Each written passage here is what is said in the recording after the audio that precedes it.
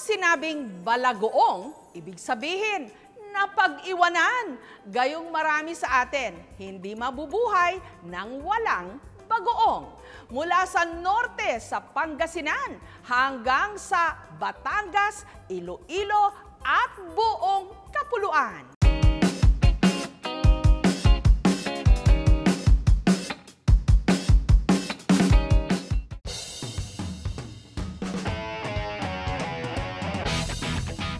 Nangangasim na ba kayo? Hindi pa? Sige.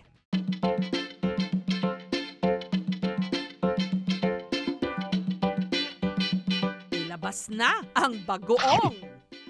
Ayan, effective? Sakto! Dahil tsak, maglalaway kayo sa kwento natin ngayon. Ang sawsawang kadalasang gawa sa binurong isda o hipon, ang bagoong. Sa mga palengke ng Iloilo, mapapatabi-tabi po sa tila nakaumbok na punsong ito. Pero wala po ritong nuno. Sa malapitan, isang pamilyar na amoy. Ang bagoong ng mga Ilonggo na kung tawagin nila, ginamos.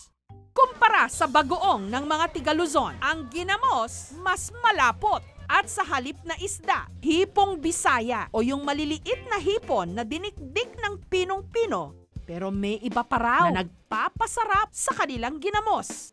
Matapos timplahan at patuyuin ang hipon, si Mang Dioscoro nag-i-stretching na.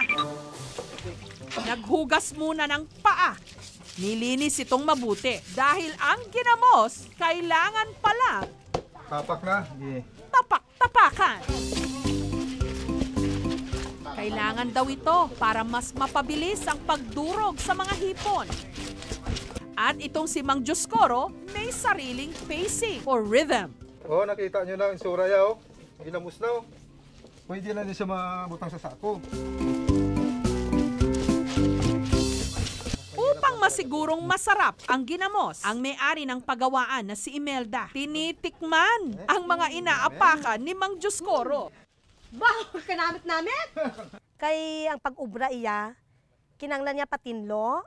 Ang hipon kinanglan may proportion ang asin.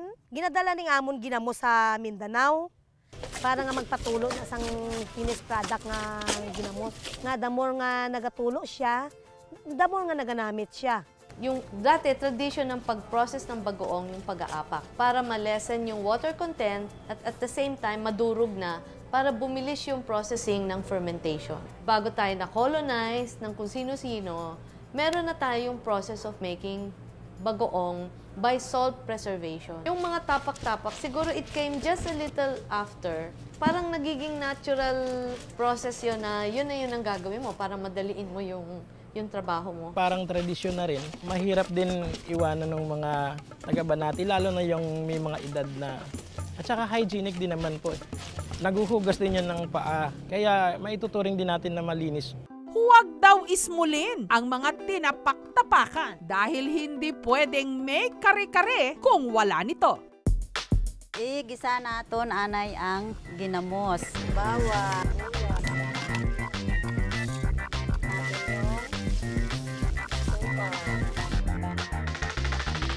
Ito na yung ating ginisang ginamos.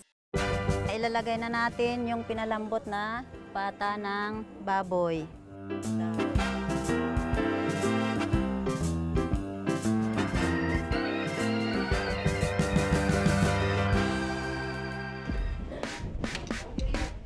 Para na hindi lang natin.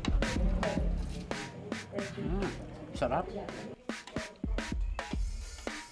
Ang damir sang ginamos kag sang ano ni gani sang kari-kari nag-mix gid sila ti kung anuhon mo kung damilan mo siya maano mo gid ang saborya kanami gid ya. Pero kung gusto nyo pang matikman ang ibang klase ng bagoong, dayo tayo sa Bagoong Capital ng Pangasinan. Ang isa sa mga itinuturing ditong institusyon sa paggawa ng bagoong, ang pamilya ni Daniel. Itong klaseng isda na ito na tirong, galing po sa Mindoro. Pag nakita nila na malinis na siya, makakasigurado kami pag sa tamang pag-ferment ay ini-expect namin yung tunay na aroma. Sa kasalukuyan, nakakapag-produce ang negosyo ni na Daniel ng mahigit 12,000 na mga bote ng bagoong kada araw. At ang kita nila kada buwan mula 500,000 pesos hanggang 1,000,000. Actually, hindi nga natutunaw yung iba matigas. Pero kung yung sea salt natin dito na made of the Sol, Pangasinan, madali siyang ma-decompose, ma-absorb ng isda natin. Tapos yun ang nakakatulong din pag-ferment, pag-produce ng bagoong na magandang aroma. Hitik na hitik ngayon mga puno ng mangga sa Balayan, Batangas na masarap isawsaw sa bagoong tamban.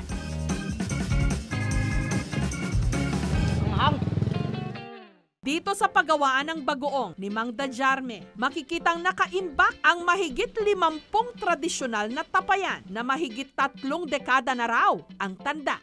Nagsimula po ako ng pagbabago mga 1989. Simula po lamang kami sa mga 20 tapayan. Ayon kay Mang Dajarme, kusa raw itinatabo ng sikat ng araw ang mga insekto mula sa mga tapayan. Pag siya'y mainit, ay hindi dinadapuan ng mga kulisap, lalong-lalo na yung langaw, dahil mainit yung tapayan. Kaya naganda ang bagoong sa tapayan. Kaya yung aming level, may nakatatak na araw. Mas malasa raw ang kanilang bagoong dahil na rin sa pinaglalagyan nito. Ang tapayan, ang tendency niya mainit ang tapayan. Yung istanya, nalulun sa init. Sagana ang bayan ng Balayan sa isdang tamban. Kaya ito raw ang naisip nilang gawing sangkap ng kanilang bagoong. Mano-manong hinaluan ng asin ang tamban. At saka ipinasok sa mga lumang tapayan kung saan ibuburo mula 6 na buwan hanggang 1 taon. At ito ngayon, itatakloban na natin at pagkaraan ng 3 months at siyang hahaluin para sa ang kanyang patisit tumakbo sa ibabaw. At pagkatapos ng 3 months, mga 5 months, 6 months, doon na natin makikita ang kanyang pagkabago. Pagmamalaki rin nila na ang kanilang bagoong hindi raw mabaho, kundi amoy kalamansi. Ay pagkabango-bango.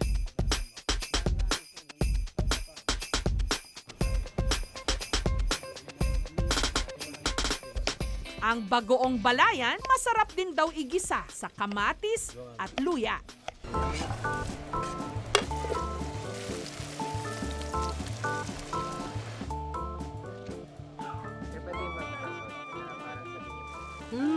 Bango, tara, kain.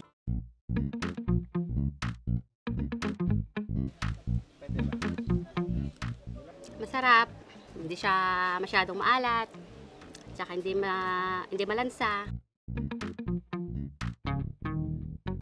Yummy! Super sarap iulam. Ang kusinerang si Edith, bet na bet ang bagoong Balayan sa kanyang pinakbet.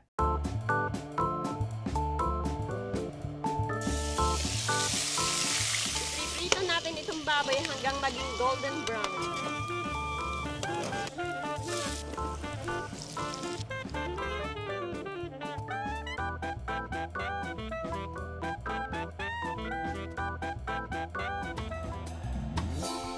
Ito na ang ating pakbet com tanigi.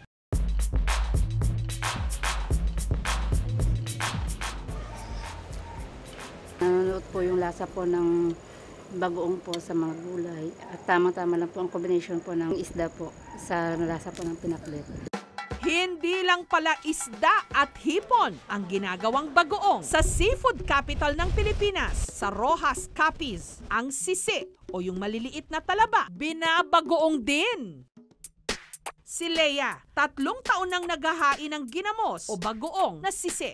May isa akong guest sa Ulutayan, sabi niya, i-career ko daw yung paggawa ng bagoong kasi nasarapan sila sa bagoong. So sabi niya, i-career ko hanggang sa nagtuloy-tuloy na. Sa pagluluto at pagbibenta nito, ang kailangan, bayanihan ang mga kababaihan sa kanilang barangay. Ang mga nanay dun sa isla, may magawa, hindi na sila maghintay sa kanilang asawa na nasa laot.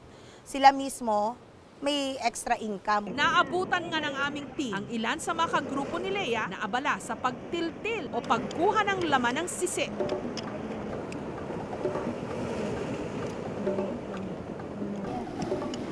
Mabudlay magsisi. Kay kay mainit pa, kag mabudlay, masakit man sa kamot. Kaso lang kay siyempre mabudlay ang pangabuhi. Hindi nila nga mong inabakal sa tugas. Ito, pag makuha namin, siya ang nagbibili nito. Tapos binibinta namin sa kanya. Ang mga nakolektang laman ng sisi, tinimplahan ng asin at suka. Dapat ang ating ilalagay na asin is tamang-tama lang para hindi umalat. Sigurado lang natin na meron tayong salt para hindi siya masira. Kung ang ibang bagoong, buwan-buwan ang inaabot bago maburo, ang ginamos na sisi, 3 araw lang. Pero tumatagal ng 2 linggo hanggang 1 buwan. Ang bagoong na sisi, perfect daw pangontra umay. Pwede ring ulam, katulad ng sizzling ginamos na sisi. Sa restaurant na ito sa Rojas City, ang ginamos na sisi, pinahalo sa ginisang bawang, sibuyas at gulay.